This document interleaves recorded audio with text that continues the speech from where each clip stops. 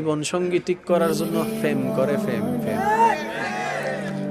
আব্বা আমি এটারই কইলাম, এটারা সারা জীবনে কোনোদিন বিয়ে করতাম না।